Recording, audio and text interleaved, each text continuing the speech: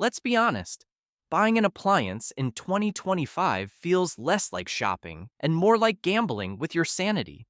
Every brand screams innovation, every model promises reliability, and every box whispers trust me. But behind the shiny logos and influencer ads, some household names are quietly falling apart, literally and financially. So buckle up, because today we're ranking appliance brands that might not survive past 2026. And trust me, some of these names will shock you. Number 10. Frigidaire, the frozen giant losing its grip. Once a titan of American kitchens, Frigidaire built its name on refrigerators that could outlive marriages. But today, the only thing consistent is how often they break. Modern Frigidaire fridges are like overconfident teenagers, flashy, loud, and full of attitude until they melt down. From compressors dying before the warranty ends to ice makers that sound like they're chewing gravel, it's chaos in stainless steel. One viewer said, "Week 1, perfect. Month 3, the freezer froze everything. Month 6, it stopped freezing anything.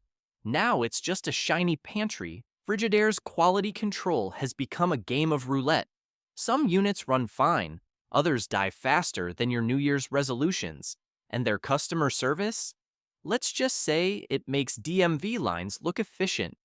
What went wrong?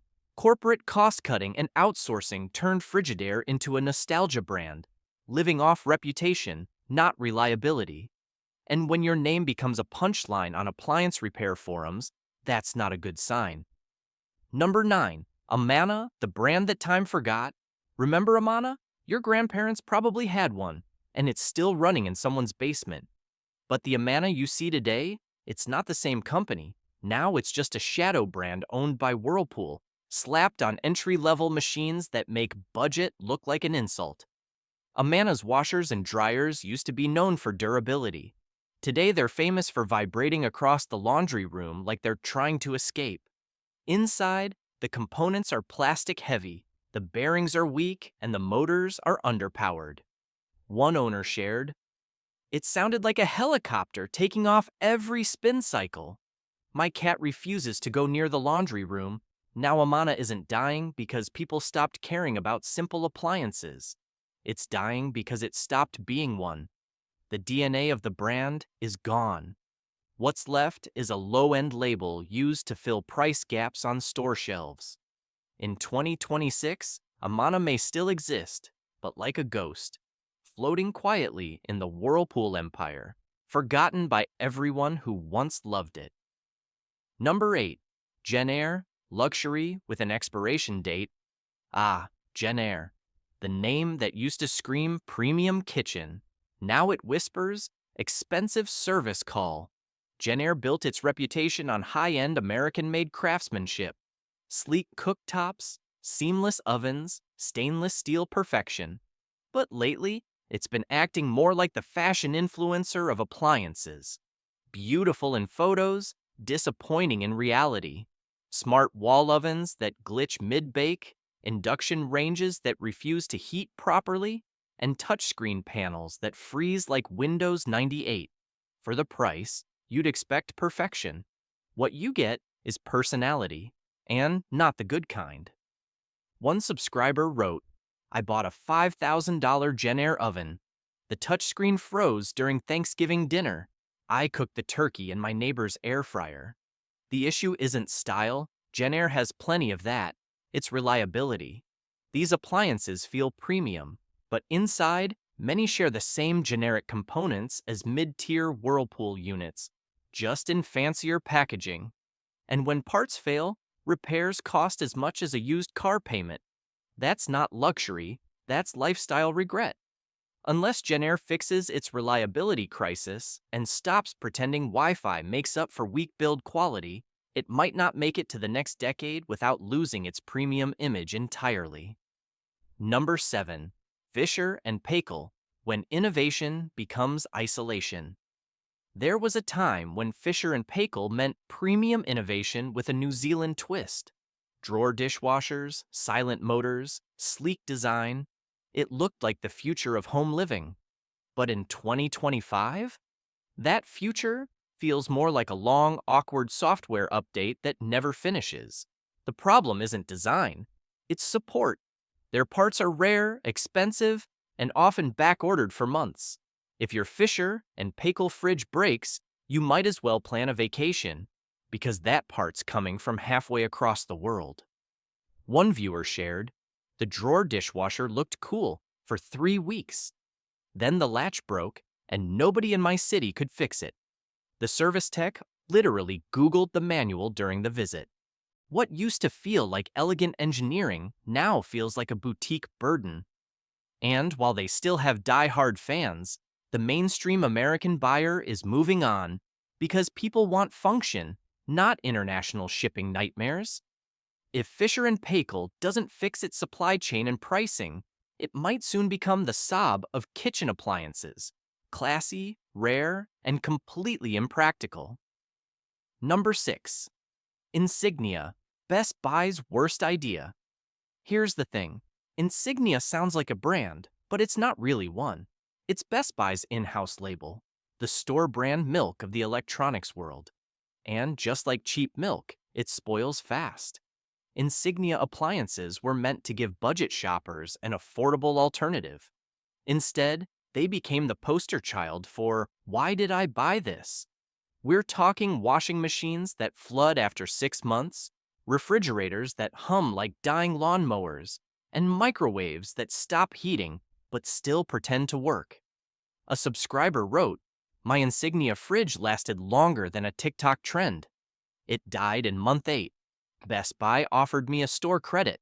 For $50, Insignia is proof that private label doesn't always mean value. It means cut corners, cheap parts, and minimal oversight." And since these appliances are built by a mix of third-party factories in China with different quality levels, you never know what you're actually getting. The result? Inconsistent performance, minimal warranty help, and an ocean of frustrated customers. If Best Buy ever decides to refocus its brand lineup in 2026, Insignia could vanish overnight, and the world would barely notice. Number 5. Haier, Global Ambition, Local Disaster. On paper, Haier is a global powerhouse. They own GE appliances, they dominate emerging markets, and they're everywhere from Walmart to Wayfair. But in practice, Haier's appliance division feels like a jigsaw puzzle made of leftover parts. Their refrigerators and washing machines look modern, but reliability is the Achilles heel. Sensors fail, compressors stall, and electronic boards fry faster than you can say, "Made in China." One owner told us, "Month 1, quiet and efficient. Month 9, freezer light flickers. Month 10, compressor dies. Month 11, customer service ghosts me." And it's not just unlucky buyers.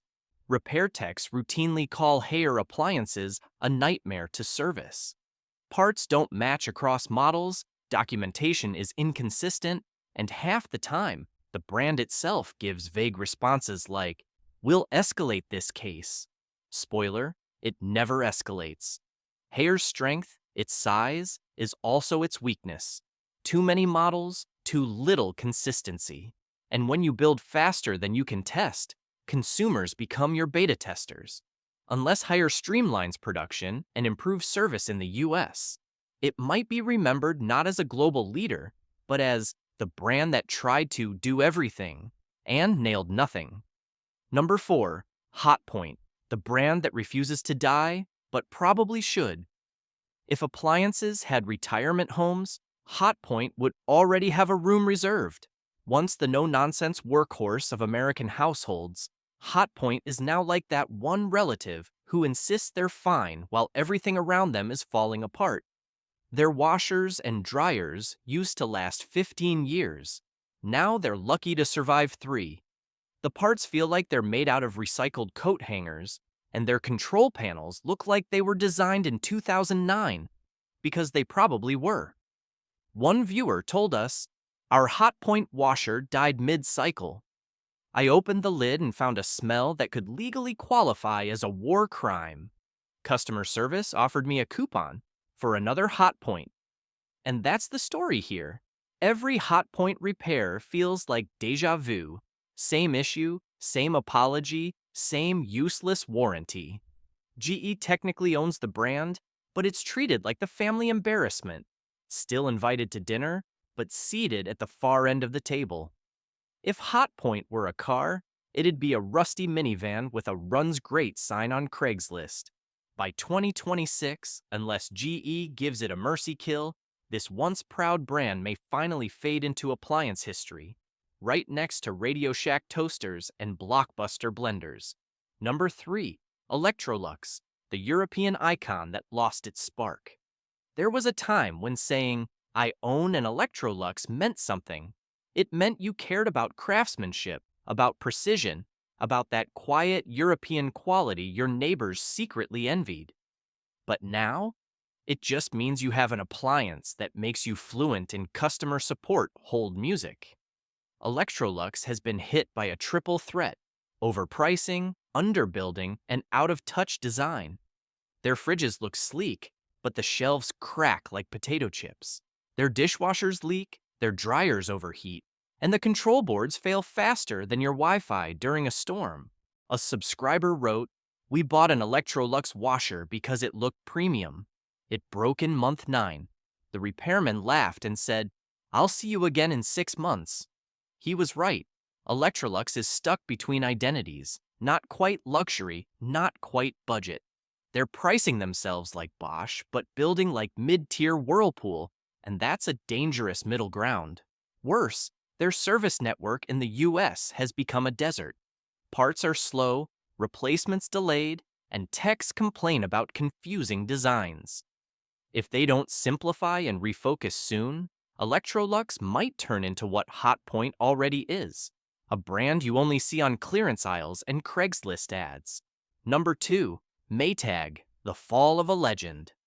If this were a movie, Maytag would be the tragic hero, the brand that once symbolized indestructible American engineering, now quietly slipping into mediocrity. The Maytag repairman commercials used to be ironic, the loneliest man in town, because their machines never broke. Today, that guy's booked solid. Since Whirlpool absorbed Maytag, the soul of the brand has been stripped away. The machines look solid, but under the hood, it's all shared parts and cost-cut corners. Drums crack, bearings fail, and the once famous motors now whine like dying jet engines. One owner shared, "Bought a new Maytag washer in 2023. First year, fine. Second year, bearings gone. Third year, new noises I can't describe without violating YouTube guidelines." It's not that Maytag is terrible, it's that it's average, and average doesn't survive long when you're charging premium prices based on a name people remember from their grandparents' basement. The saddest part? People still want to believe in Maytag. It's nostalgia that keeps them going. The memory of reliability, not the reality of it. But nostalgia doesn't keep the lights on, or the washers spinning. Unless Whirlpool reinvents Maytag with true durability again, it risks becoming another once great name buried in appliance history. Number 1. GE Appliances, the giant with cracks in the crown. It's hard to imagine GE Appliances on a list like this. For decades, they were the standard, the brand your grandparents trusted, the one every department store proudly displayed. But times have changed, and GE's once mighty empire is quietly sinking into the same swamp that swallowed Maytag and Hotpoint. Here's the catch. GE still looks strong. Their logo screams legacy, their ads talk innovation, their showroom pieces look expensive. But inside, it's chaos. Ever since being acquired by the Chinese conglomerate Haier, GE Appliances has been caught between two worlds: American tradition and global cost-cutting. The result?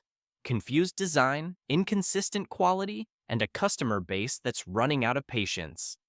A viewer shared, "Our GE fridge looked amazing on day 1.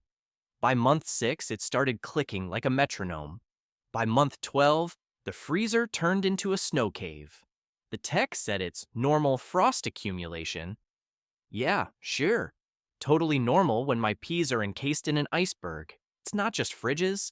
Their dishwashers have been plagued by leaking door gaskets, loud pumps, and control boards that fail right after the warranty expires. Their washing machines? They shake harder than a bad dance move at a wedding. Even their ovens, once bulletproof, now feel like they're built to survive exactly one Thanksgiving. Technicians across the US have been blunt. GE's quality isn't what it used to be. Parts are outsourced, support lines are overwhelmed, and repair costs have jumped. GE's brand power keeps it alive. But that trust is evaporating faster than ice in their faulty freezers. If GE doesn't fix its reliability crisis by 2026, it might not disappear completely, but its reputation will. And that's a death sentence in this industry. Bonus, Whirlpool, the sleeping giant on thin ice. You didn't expect Whirlpool here, did you? But behind the glossy marketing, Whirlpool is skating on the same thin ice as GE. They've swallowed so many brands, Maytag, KitchenAid, Amana, that they've started choking on their own empire. Whirlpool's problem isn't visibility, it's identity. Their machines look identical across brands, with the same parts, same failures, and the same limited warranty that might as well say, good luck. One subscriber shared their saga. Week 1, perfect. Month 6, strange rattling noise. Month 9, technician visit. Month 12, control board dead. Month 15, bought a backup washer, not Whirlpool. That's the story for too many customers. Reliability replaced with repetition. And if you think you're safe buying a more expensive KitchenAid or Maytag instead of a Whirlpool, spoiler alert, you're often buying the same guts inside a prettier shell. The irony? Whirlpool's advertising still pushes built in America.